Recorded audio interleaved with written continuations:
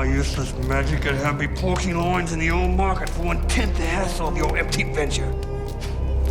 Why were you following him anyway? Let's find this bloody third gate.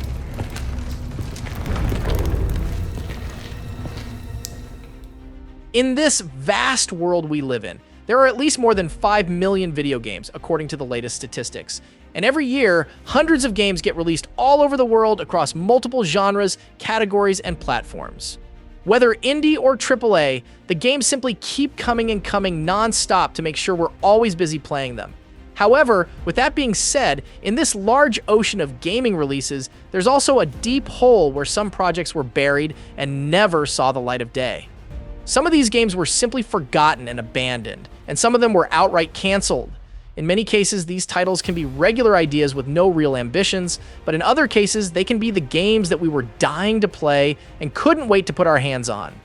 Games that completely fascinated us with their potential and concept before they suddenly disappeared once and for all.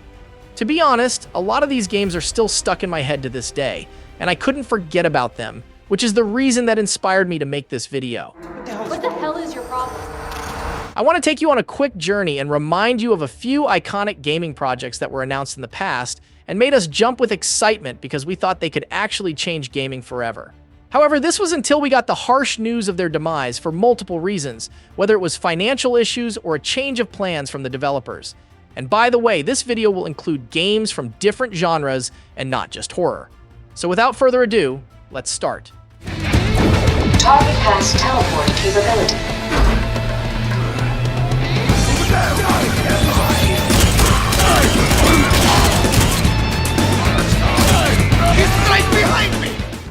If you've been a gamer at any point in the last 20 years, there's a high chance that you heard about Prey at least once in your life, whether it's during the Xbox 360 generation or the last generation. The first Prey came out 18 years ago in 2006, and it follows Tommy, a mechanic, who is abducted along with his partner and grandfather onto a scary alien spaceship. He must navigate through the ship, battling alien creatures and utilizing unique gravity-defying abilities in order to survive and find a way out. In my opinion, Prey is basically a game that combines Mass Effect, Doom, and Alien Isolation into one cool experience that has its own unique vibe. After a positive reception of Prey 1, people were so ready for a sequel, and indeed, Prey 2 was officially announced in 2011. The reveal generated a significant amount of buzz due to its promising premise and incredibly impressive visuals for its time. Prey 2 was set to take place years after the events of the original game and would follow a new protagonist, Killian Samuels, a US Marshal who becomes stranded on an alien world after a plane crash. The game was envisioned to be a more open-world experience than its predecessor, with a focus on bounty hunting and parkour-style movement, which looks awesome in this iconic trailer that people didn't forget to this day. However, Prey 2 faced a crazy development cycle, with numerous delays and reports of internal conflicts. The developers obviously didn't agree on what the experience should revolve around or how the overall game would look, and apparently they reached a dead end. And run. Get out of my way!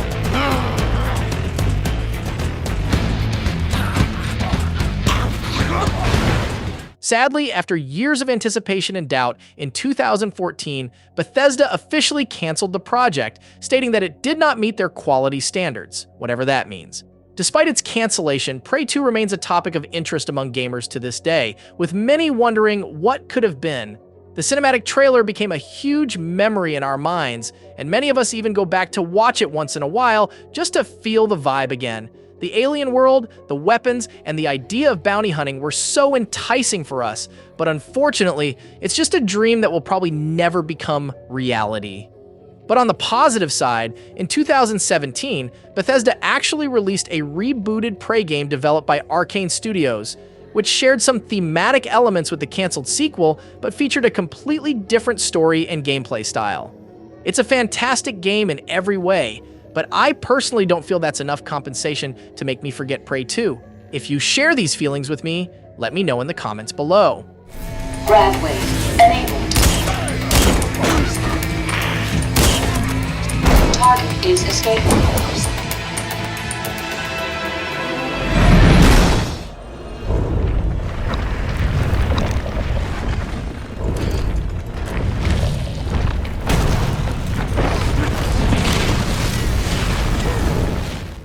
11 years ago, when you were eagerly waiting for the PS4 and Xbox One to be revealed and the new generation of consoles to start, there's no way you didn't see Deep Down on your online feed at least once. It's one of those games that, once you see it, it's very hard to get out of your head. Deep Down is an action role-playing game developed by Capcom exclusively for the PlayStation 4, and it was announced in 2013 to showcase the power of the new PlayStation to the world before the console release. The details about this game are crazy because, even though you can't see it clearly, it actually takes place in a far future New York City, where players are transported back in time by touching magical artifacts. Ave, friend. Can you hear my voice? To touch something and hear what voices lie within. Echoes of thoughts. Something has your heart rate going. You can explore countless dungeons set in historical and fantastical environments, and the game was also supposed to feature both single-player and multiplayer modes, with up to 4 players able to team up and explore this insane place together. If you focus on the visuals for a few seconds, you wouldn't believe that this game was revealed 11 years ago, and you would think it's a PS5 game. This unbelievably beautiful graphics and incredible gameplay fueled the excitement of gamers everywhere who were waiting to play it as soon as possible. However, sometimes the good things simply don't come. As the time passed, Deep Down entered development hell shortly after its announcement, with the developers struggling to realize their vision. Despite being near completion, the game was never released and is considered a prototype that was not meant to be finished. The confusing part is that Capcom hasn't officially canceled Deep Down. It has been years since any updates were given, and the project is presumed to be abandoned, even though this was never confirmed. Think about it for a second. We're talking about a huge game that was literally 80% complete, according to many reports, and it was also supposed to be one of PlayStation's biggest weapons during release. Yet it was simply abandoned and forgotten to this day, with zero official statement. My only explanation for this is that Capcom was clearly focusing on other, more profitable projects like Resident Evil 7 and Devil May Cry, and they didn't want to take the risk of prioritizing this new game. The company at that time was in serious financial trouble, and Resident Evil 7 was basically their main savior afterwards. Regardless of any specific reason behind abandoning Deep Down, its legacy is still alive to this day, and many people continue to remember it as a project that could have changed that era of gaming completely.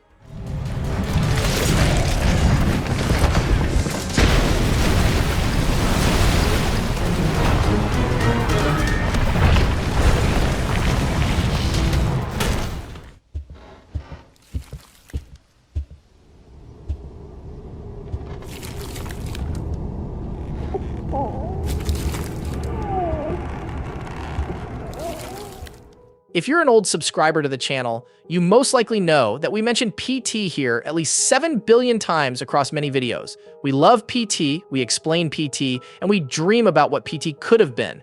However, I also saw many comments from people asking what PT actually means. For those of you who don't know, PT is simply short for Playable Teaser, and it was a demo released in 2014 to give people a taste of a promising huge game called Silent Hills, which was supposedly Silent Hill 9. In other words, this was supposed to be a glimpse of the game that will bring the Silent Hill franchise back to life.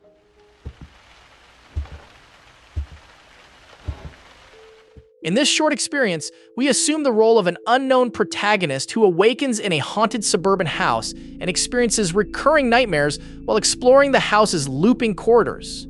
The infamous part of PT is that everything basically takes place in this uncanny corridor, and every time you go through it, something creepy happens until you finally realize you're not really alone here.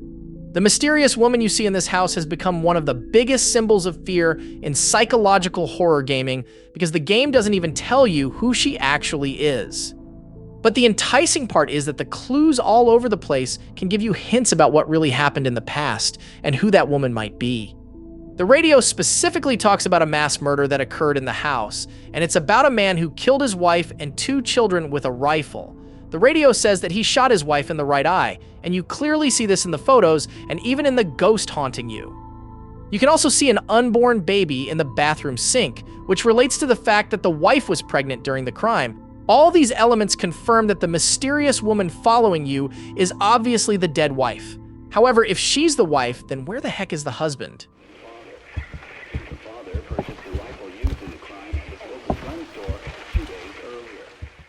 Well, that's the catch here, because apparently the protagonist is the husband himself who killed his family, and the entire experience is basically a mental torture in his mind where he is forced to live the tragedy of his crime over and over in an unlimited loop of nightmares.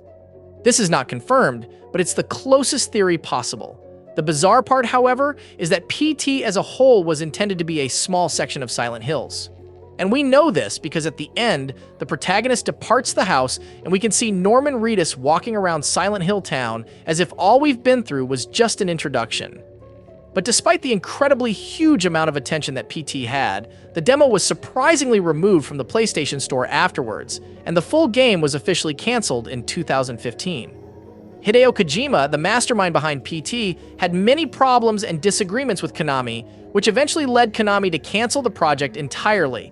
Nevertheless, this cancellation was just the beginning of a completely new era in gaming, because indie psychological horror was born again like never before. Indie developers became extremely motivated to create games similar to PT, and gamers were desperately in need of an experience that could fill the void that PT left. PT is considered to be one of the most influential projects in gaming history, and players to this day remain obsessed with the idea of seeing it come back.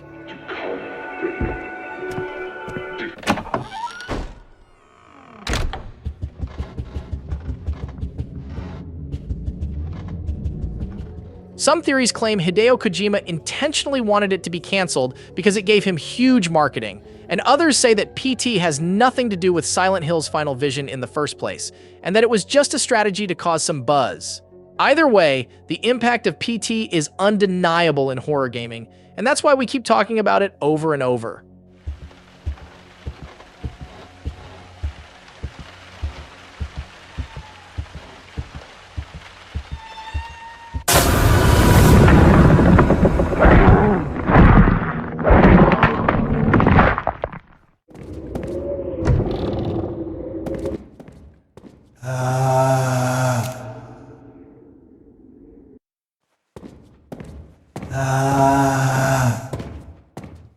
Most people believe the next Resident Evil installment after Resident Evil 3 was the iconic 4, but only a minority of gamers know that Resident Evil 4 was not Capcom's first idea at that time. You know what this is all about? My assignment is to search for the president's missing daughter. What? During the development of 4, there were several prototype versions that were scrapped before the final game was released. These early versions are collectively known as Resident Evil 3.5, which was a name that got stuck in people's memories because it could have been something awesome. 3.5 featured different settings, enemies, and gameplay mechanics, but most importantly, it took the psychological side much more seriously. Instead of facing visible threats and battling zombies all over the place, this short demo shows Leon S. Kennedy exploring a haunted dark mansion where his mind is also his enemy. The core concept was Leon experiencing vivid hallucinations, blurring the lines between reality and nightmares. This could manifest in various ways, like distorted environments, impossible scenarios, or encounters with surreal entities you never saw in any Resident Evil game before. Generally, psychological horror in games often delves into characters' inner demons and traumas. Even though it's unclear how deeply the hallucination build explored Leon's psyche, it likely touched upon his experiences fighting biohazards and the emotional toll it took on him.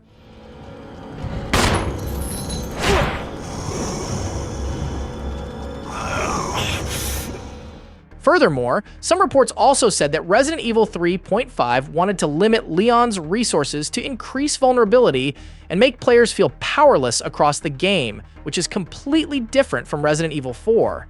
If we focus on all these elements, the first game that comes to mind is clearly Silent Hill, because it's basically the #1 game when it comes to messing around with your psychology.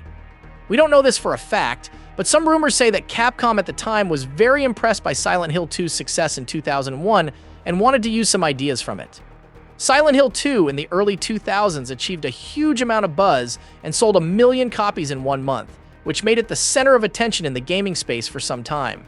Regardless of Capcom's exact motives, they were actually moving towards making Resident Evil a more psychological horror experience than an action horror one. In other words, Resident Evil was close to becoming a direct competitor to Silent Hill in the psychological field, and this could have changed Resident Evil as a franchise forever. However, after its cancellation due to creative differences between the developers, it is said that Resident Evil 3.5 many years later played a huge role in inspiring the vision of Capcom in Resident Evil 7, which also focused more on psychologically scary atmosphere and nightmarish places than previous Resident Evil games. Anyway, even though Resident Evil as a franchise is in very good shape today, many of us still wish for Resident Evil 3.5 to become a reality at some point.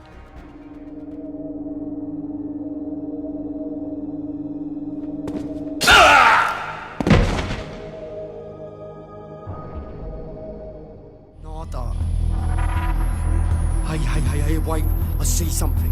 3 o'clock, starboard. It's massive. Get back here, Shani. Hold off!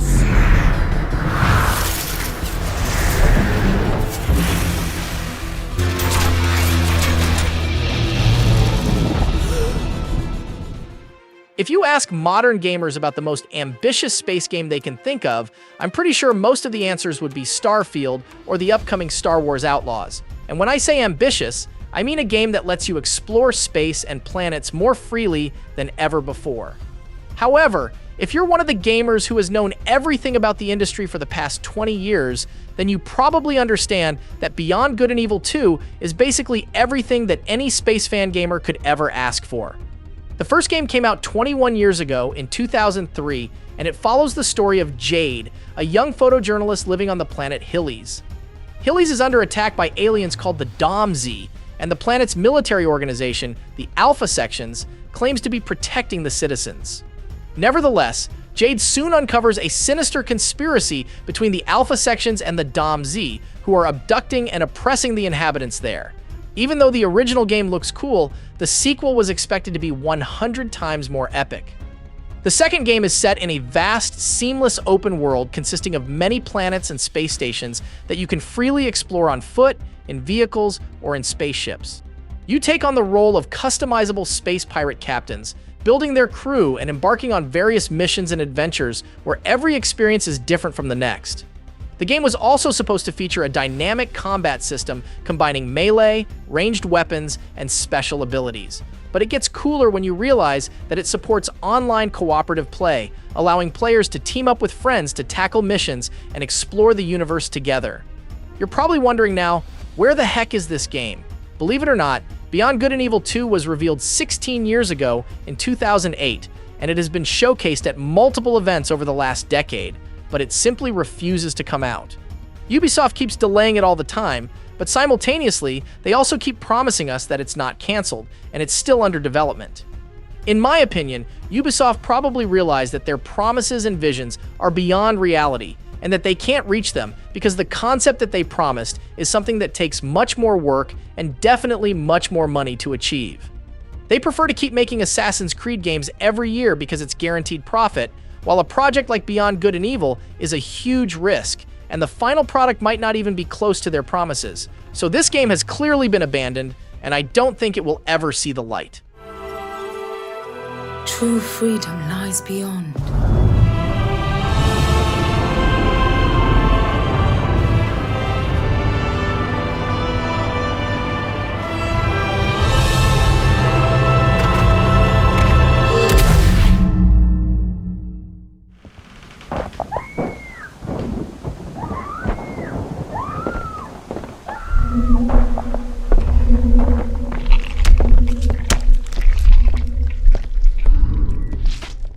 There's no way I can make a list of insane abandoned games without mentioning the game that almost brought PT from the grave and gave it a new life.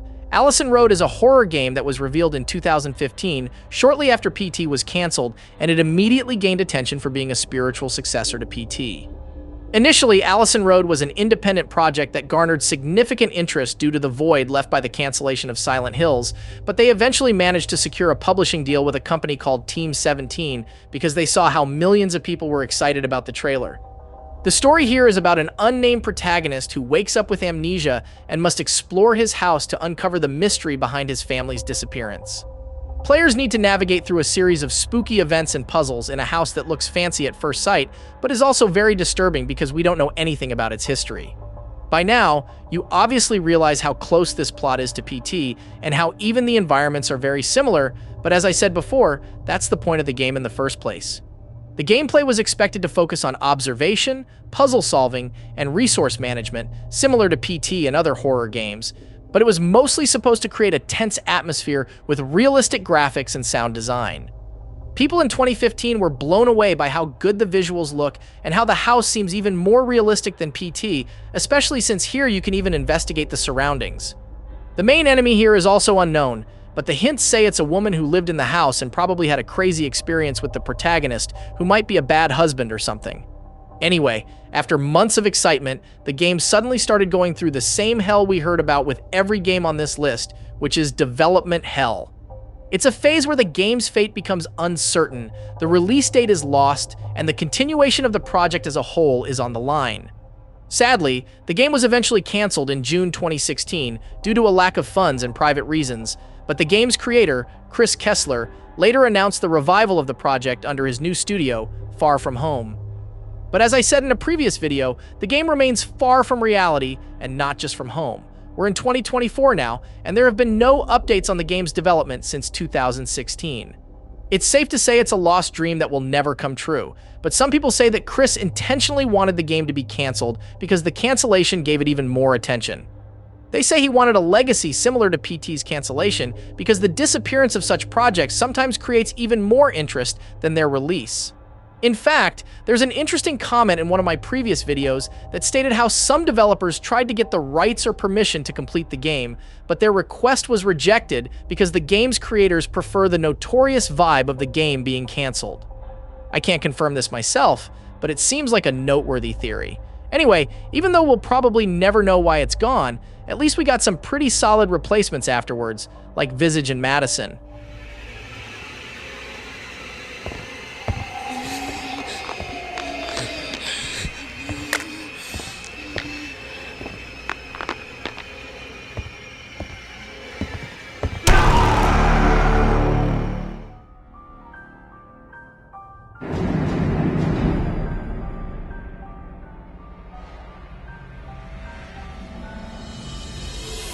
Technically, this game is not canceled because it was actually available for some time. However, it was completely removed from the internet, and you can't even play it anymore. We talked about it before, and we even made a video entirely about Hotel 626, but I believe it's time today to talk more about its successor, Asylum 626. Both games were immersive online browser horror games created by Doritos as a marketing campaign back in 2008. In Hotel 626, you play as a guest in a hotel who wakes up at night after hearing a bizarre noise. He leaves to investigate, and then he basically goes through multiple chapters in different areas of the hotel where he confronts disturbing challenges and entities. These entities range from a bizarre maid imprisoned in a dark bathroom to a lunatic who escaped from the psychiatric hospital. Each of these challenges is extremely scary because they're very realistic and feature real people. In a certain section, you even need to use your microphone to sing for a sleeping baby demon because if she wakes up, she will freak the heck out of you. Every obstacle here requires an interactive solution from you to survive, which makes the atmosphere even more creepy. However, nothing comes close to the creepiness of the last phase, where things actually get too personal and too sinister.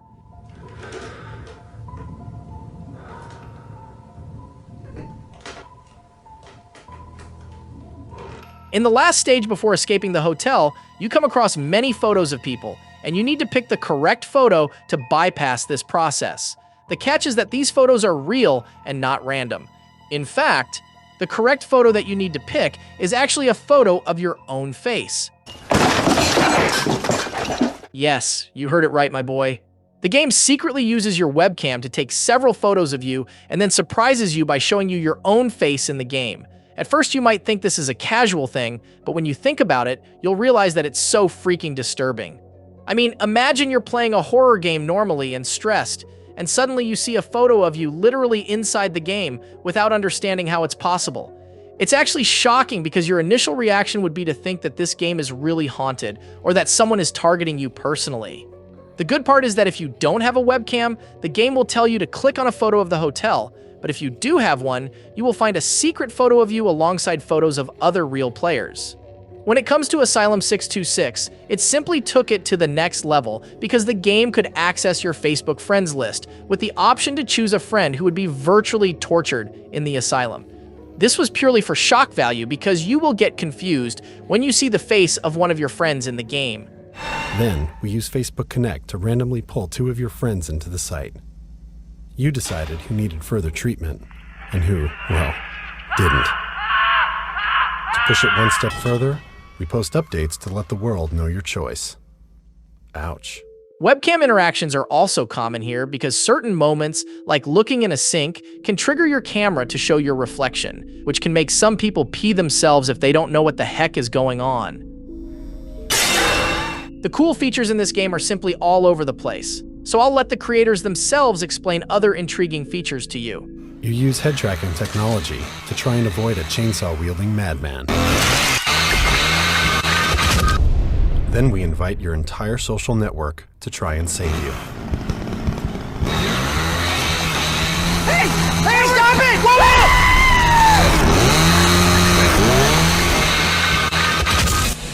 Just when you think the site can't get any darker, we force you to administer the treatment. In order to make sure we moved bags of Doritos, we printed an infrared marker on each one. It unlocks the finale, the darkest part of the asylum, and of yourself. If you think the craziness of these games stops there, then let me remind you that there was also an option for you to receive real calls on your phone from the game. Phone calls weren't just to creep you out because some actually held clues or alternate solutions to puzzles, encouraging you to pick up. And by the way, the game has a fixed timeline, and you can only access it online between 6 p.m. and 6 a.m. Some people change the time of the PC to work around that, but you get the point of 626.